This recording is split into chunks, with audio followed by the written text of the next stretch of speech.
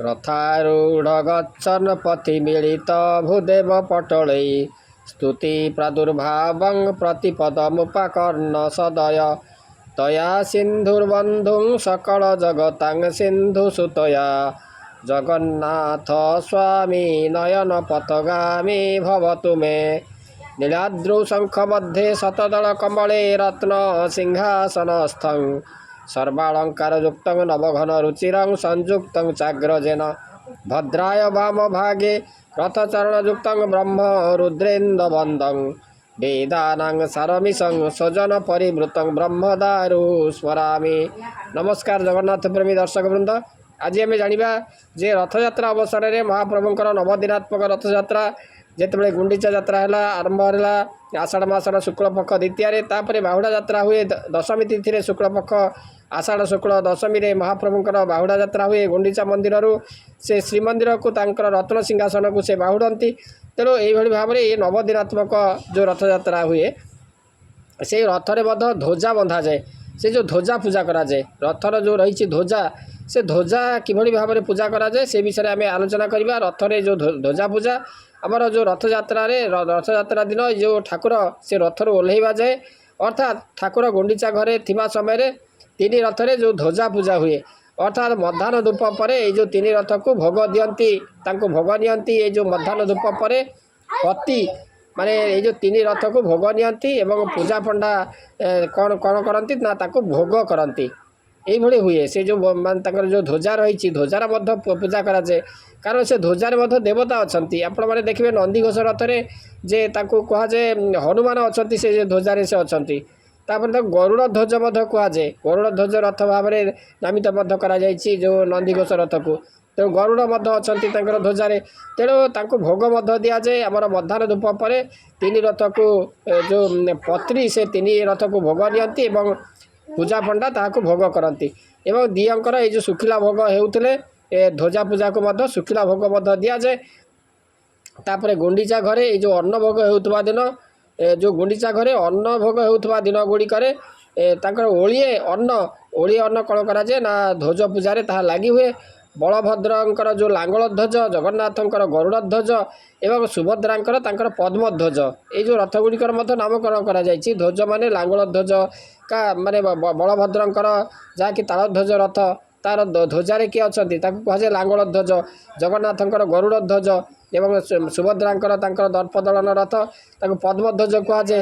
तेणु ये जो पद्म ध्वज एवं लांगल ध्वज एवं गरुड़ ध्वज ये जो ध्वजा को पंच उपचार रे पूजा कराए एवं जगन्नाथंकर नंदीघोष रथर ध्वज बा पताकारे नील पीत श्वेत एवं लोहित रंगर समाहार देखा मिले एवं गुंडीचा मंडपर ये जो दियों को दर्शन कर विभिन्न मानसिक व्रत कले ता फल प्राप्ति हुए बोली आमर भक्त मानकर विश्वास रही। तेणु यही जो ध्वजा बा ये जो नवदिनात्मक यात्रा को से कहुए महावेदी महोत्सव व्रत रूप में पालन करी।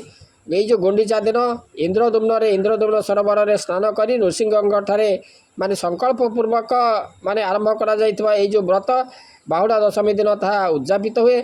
जो माने महाप्रभुंकर गुंडीचा मंडपर रहणी ये जो सप्ताह मध्य तांकर जो मंडन माने मस्तक मुंडन एवं जो तांकर जो जन्मस्थली बा मस्तक मुंडन एवं तापरे तांकर कौन करती ना तांकर जो इंद्रदुम्न रे स्नान पूर्वक तर्पण करी माने लंडा होई माने मस्तक मुंडन करने सहित इंद्रदुम्न सरोवर में स्नान पूर्वक तर्पण करी महावेदी रे महाप्रभुंकर दर्शन करती से माने सहस्र अश्वमेधर यज्ञ फल से लाभ करती। तेणु आमर जो नीलाद्रु दश पर्वाणी आड़प मंडपे दिने नीलाद्रु 10 वर्षाणी आड़प मंडपे दिने अर्थात नीलाद्री बा श्रीमंदिर रे 10 वर्ष काल त्रिकाल संध्यारे जगन्नाथ को दर्शन कले जी पूर्ण फल मिले गुंडीचा घर बा आड़प मंडपर जो रथरे दिने दर्शन कले से पूर्ण फल मिलता है।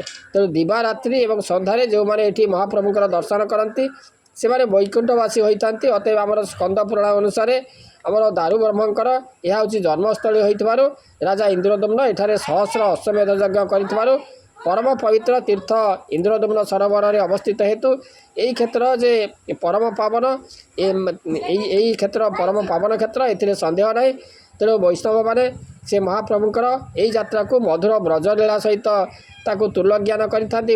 ବ୍ରଜଲୀଳା ବୋଲି ତାକୁ କହିଥାନ୍ତି। ଏଠାରେ ଲକ୍ଷ୍ମୀଙ୍କର ପ୍ରବେଶ ଅଧିକାର ନାହିଁ। ତେଣୁ ଏଠାରେ ଯେଉଁ ମହାପ୍ରଭୁଙ୍କର ଯେଉଁ ତାଙ୍କର ମାଧୁର୍ଯ୍ୟ ଲୀଳା ଏଠାରେ ହୁଏ। ତେଣୁ ଗୋପୀମାନଙ୍କ ସହିତ ଏଇଟା ହେଉଛି ରାସସ୍ଥଳୀ। ଏଠାକୁ ଲକ୍ଷ୍ମୀଙ୍କର ପ୍ରବେଶ ନାହିଁ। ଯେ ସେଇଥିପାଇଁ ଲକ୍ଷ୍ମୀ ସେ ରୋଷ କରନ୍ତି ଯେ କାହିଁକି ତାଙ୍କୁ ନେଲେ ନାହିଁ। କିନ୍ତୁ ମହାପ୍ରଭୁ ସେ କହୁଛନ୍ତି ଚୈତନ୍ୟକୁ ମଧ୍ୟ ଏ ସମ୍ପର୍କରେ ଚୈତନ୍ୟ ଦେବ ମଧ୍ୟ ଏ ସମ୍ପର୍କରେ ସେ ଜଣାଇଛନ୍ତି ଯେ ଏଇଟା ହେଉଛି ବ୍ରଜଧାମ ବ୍ରଜକ୍ଷେତ୍ର। ତେଣୁ ଏଠାରେ ଲକ୍ଷ୍ମୀଙ୍କର ପ୍ରବେଶ ଅଧିକାର ନାହିଁ। କିନ୍ତୁ ଏଇ ଯେଉଁ ବ୍ରଜତୁଲ୍ୟ ଏଇ ଯେଉଁ ସ୍ଥାନରେ ଯେଉଁମାନେ ଆସି ଯେଉଁ ନବମୀ ସନ୍ଧ୍ୟା ଦର୍ଶନ କରନ୍ତି ମହାପ୍ରଭୁଙ୍କର ଇନ୍ଦ୍ରଦ୍ୟୁମ୍ନ ସରୋବରରେ ସ୍ନାନପୂର୍ବକ ମୁଣ୍ଡନ ହୋଇ ତାପରେ ଇନ୍ଦ୍ରଦ୍ୟୁମ୍ନ ସରୋବରରେ ସ୍ନାନ ହୋଇ ଏ ଯେଉଁ ମହାପ୍ରଭୁଙ୍କର ଏଇ ଯେଉଁ ଦର୍ଶନ କଲେ ସେମାନେ ଅଶ୍ୱମେଧ ଯଜ୍ଞର ଫଳ ପାଆନ୍ତି। ଏବଂ ସେଇଥିପାଇଁ କୁହାଯାଇଛି ଯେ ନୀଳାଦ୍ରିରୁ 10 ବର୍ଷାଣି ଆଡ଼ପ ମଣ୍ଡପେ ଦେନେ। ତେଣୁ ନୀଳାଦ୍ରି ଅର୍ଥାତ୍ ଜଗନ୍ନାଥ ମନ୍ଦିରରେ ଆପଣ ମାନେ 10 ବର୍ଷ କାଳ ଯାହା ଦର୍ଶନ କରି ଯାହା ଫଳ ପାଇବେ ଏଠି ଗୋଟିଏ ଦିନ ଦର୍ଶନ କଲେ ସେତିକି ପୂର୍ଣ୍ଣ ଫଳ ମଧ୍ୟ ଆପଣ ପ୍ରାପ୍ତ ହୋଇପାରିବେ। ତେଣୁ ଏ ଯେଉଁ ଧ୍ୱଜା ପୂଜା କରାଯାଏ ଆପଣମାନେ ଜାଣିଲେ ଯେ ରଥରେ ଯେଉଁ ଧ୍ୱଜା ପୂଜା ସମ୍ପର୍କରେ ଆଶା କରେ ଏଇ ଯେଉଁ ଆଲୋଚନାଟି ଆପଣମାନଙ୍କୁ ଭଲ ଲାଗିଥିବ। ଆଜି ପାଇଁ ରହୁଛି। ଓಂ ନୀଳାଚଳ ନିବାସାୟ ନିତ୍ୟାୟ ପରମାତ୍ମନେ ବଳଭଦ୍ର ସୁଭଦ୍ରାଭ୍ୟାଂ ଜଗନ୍ନାଥାୟ ତେ ନମଃ।